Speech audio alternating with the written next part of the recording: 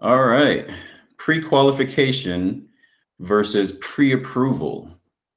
That's what we're going to be talking about today. Welcome to Jerome and Real Estate. I'm Jerome, your local realtor here in the Fountain and Colorado Springs area. Today, I've brought on Jamie Schritter, and we are going to be discussing pre-qualification versus pre-approval and why that's important. So, without further ado, Miss Jamie, Hi. why don't you give us a little bit of an introduction to yourself? All right. My name is Jamie Schritter. I'm a loan officer with American Financial Network, and I am your fresh start advocate.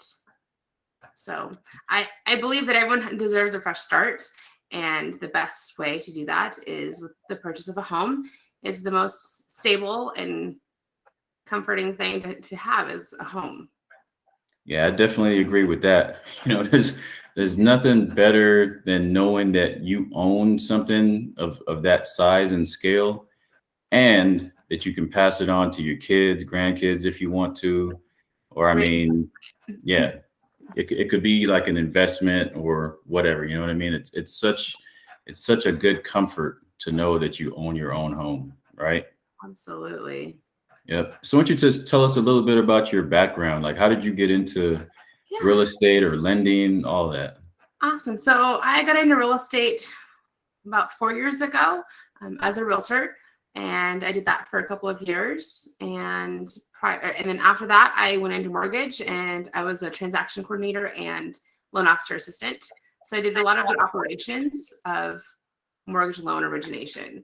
So the loan officer originates a loan, and I did a lot of the processing and the backing up of the originator and our processors. So I have a lot of operations department knowledge, which is very helpful being a loan officer, because I will be able to expect certain things coming from an underwriter well before they're even asked. So Okay, it's cool. nice. Yeah.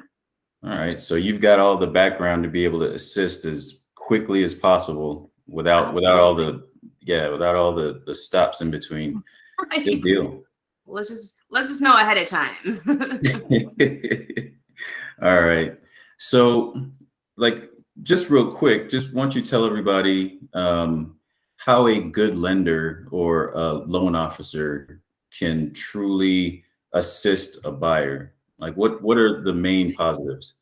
The main positive is communication and listening, like listening to the buyer or the borrower, what their needs are. Like that is the best thing. If you can't listen to somebody as to what they need or what they want, then you haven't done them justice. Okay, I can understand that, and it definitely makes the person feel like their opinions and their wants are actually being heard, and that way it's not just a one-way street. You know what I mean? Right. And really, there are so many options out there for buyers that I want to give them all the options that they can. Sometimes it's not the best thing to give them all of the options because there are so many of them, but I'll narrow it down and give buyers a couple different options. Okay, so when you say options, though, what exactly are you talking about as far as options? So loan types Oh, have okay. different down payment percentages, different down payment assistance programs, things like that. So there's all kinds of variables. Yeah, I hear you. I mean, it's a lot to think about for somebody who's just getting into, especially first-time home buyers, and even those more experienced, they could be on their second or third home. A lot of times, what I found is that people just kind of skate by in the process, and they're passed from one person to the next. They sign on the dotted line multiple times, and they're not really understanding. You know what I mean? So it's Right. good that you're able to break it all down for them. Yeah. Education is huge to me. If people don't know what they're getting themselves into, then they're not with the proper loan officer. Good deal. Good deal. So let's get into the meat of it, Okay. right? So pre-qualification versus pre-approval. I mean, if you could, number one, sort of give a little bit on what each one is. What is a pre-qualification? And then, what is a pre-approval and the difference between the two? Because we hear those terms a lot, and a lot of people think they're the exact same thing. So it's time to kind of dispel some of that confusion. That's what you're here for. So let's get to it. Awesome. Well, so a pre-qualification is basically a buyer or a borrower is going to tell me all of the information for the application. That's the pre-qualification. Okay. I can give a letter. Any loan officer can give a letter saying that anyone's pre-qualified based on the information we've been told. That's a pre-qualification. So anyone can have that. You could give me any number, right? And I'm gonna say, oh yeah, you qualify for this based on your credit score and then the income that you're telling me that you have. That's pre-qualification. All right, so I could just lie, right? You That's kind of what you're referring to. I mean, you could lie, or the buyer may not know specifically right offhand all the financial details. They may guess their pay is higher than it really is, or lower than it really is. A lot of times people will give me their net pay, which is after taxes. We go off of gross pay. So that's prior to all of taxes and anything that comes out of your paycheck. Okay, gotcha. All right, so now what about pre-approval? The pre-approval is when somebody has sent in all of their documents that we can examine and look at and make sure that those are the numbers that they gave us are true and accurate, right? Like I was saying that, they may give me a really low number and that's their net income, but their gross income is actually a lot more, and we can use that. Okay, got you. So this is where the buyer is actually providing proof, is what you're saying, and then you need to verify it. Mm-hmm. All right. My team goes one step further. We do a review. Yeah, I know, right? Yeah, y'all get fancy with it. So I like to do a reviewed pre-approval. So I'm reviewing all of the documents, not just that they've submitted them. I am looking at them. My loan officer assistant is looking at them. So our team looks at them. It's a double check, and we just want to make sure that everything is true, accurate, correct. And we can give the best reviewed pre-approval. All right, good deal. I like it. And then what about the credit score and the FICO score? Right. How does it play into either one of these, the pre-qual or the pre-approval?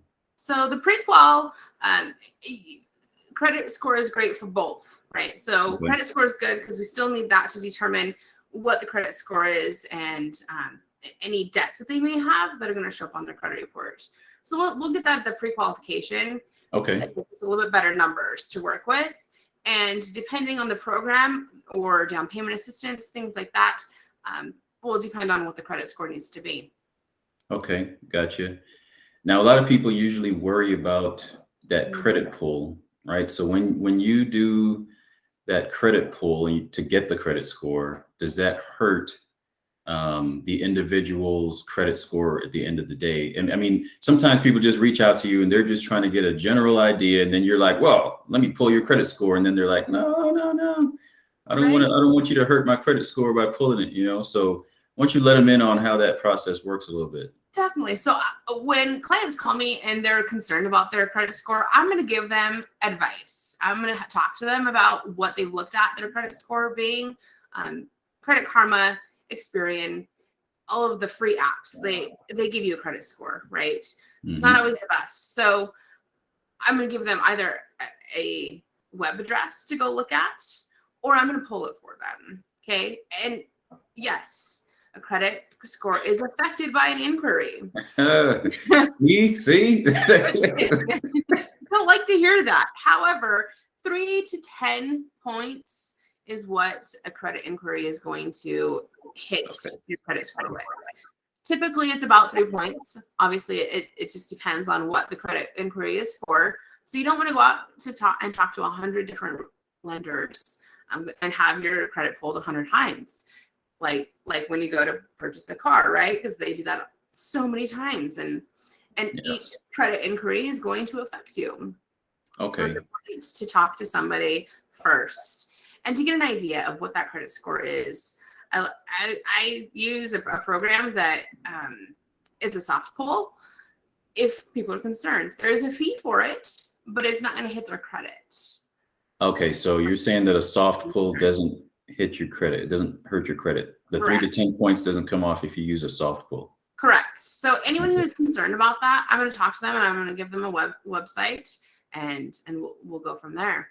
But just to be clear though, if you want to be 100% accurate, the soft pull is not going to be better than the hard one. Actually, so what I've noticed that this website is very, very accurate. It is not going to hurt your credit, but it's also not going to give me the information that I need for your application. So I would have to do that hard pull credit check.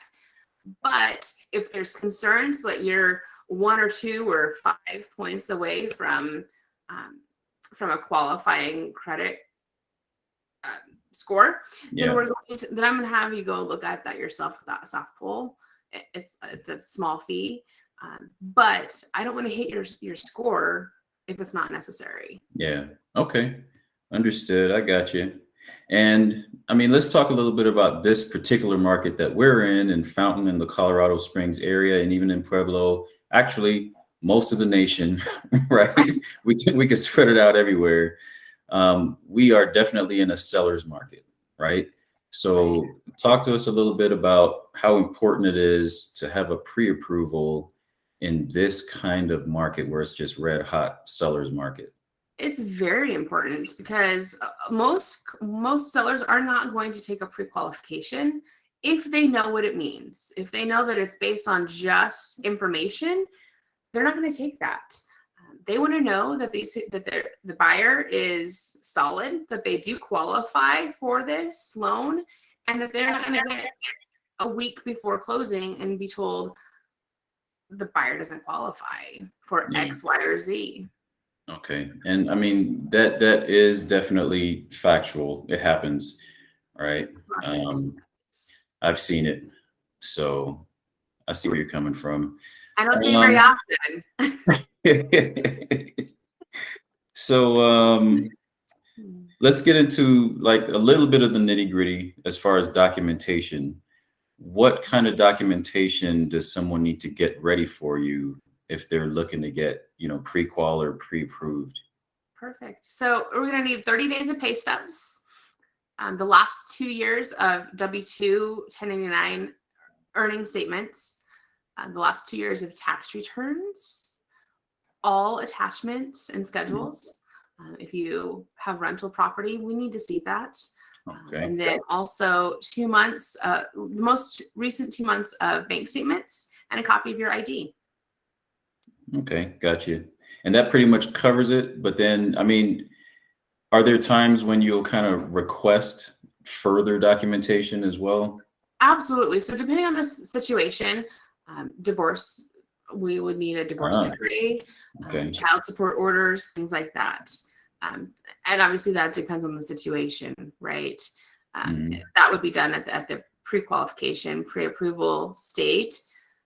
But we also do request additional documentation as the process goes on, and updated information. We'll need new pay stubs, new bank statements, things like that as we continue on the process. Gotcha. Well, I think that pretty much wraps up pre-approval versus pre-qual, and I definitely appreciate your time. What I'd like to do then, I mean, I'll hand it over to you for a quick second. If you want to, wrap it up or give like a final word, any little recommendation or tips to the viewers or people that are thinking about buying a home or thinking about finding out if they could be approved for one or pre-qual for one, what kind of recommendations do you have for people out there? What I would recommend is, even if you're not sure, if you just have questions that you may qualify now, you may qualify in 6 months or in 2 years, call and talk to a loan officer. Call myself. I'm happy to answer any questions at any time. I'm usually available by phone or text, and it doesn't hurt. Like, there are no stupid questions. Like, the dumb questions are the ones not asked, right? So I love all of the questions. Bring them on. If I don't have the answer, I'm going to find it for you. All right, that's awesome. And I mean, with that, I'm going to plug all your contact information into the comments and stuff like that. But if you could just go ahead and let the people know how to get in contact with you. What are the best ways? I'm on social media, Jamie Schritter, your Fresh Start Advocate.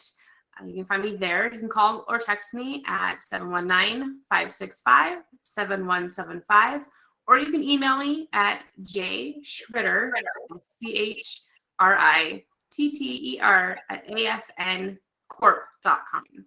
We'll put All that right. So. All right. I really do hope people reach out to you.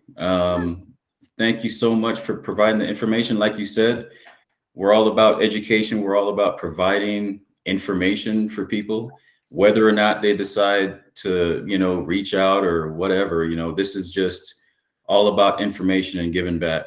So once again, as I always do at the end of my videos, if you like the content, if you like the information that we're giving out here, go ahead and like it, go ahead and subscribe, and you can reach me at jeromeandrealestate.com. Thanks a lot.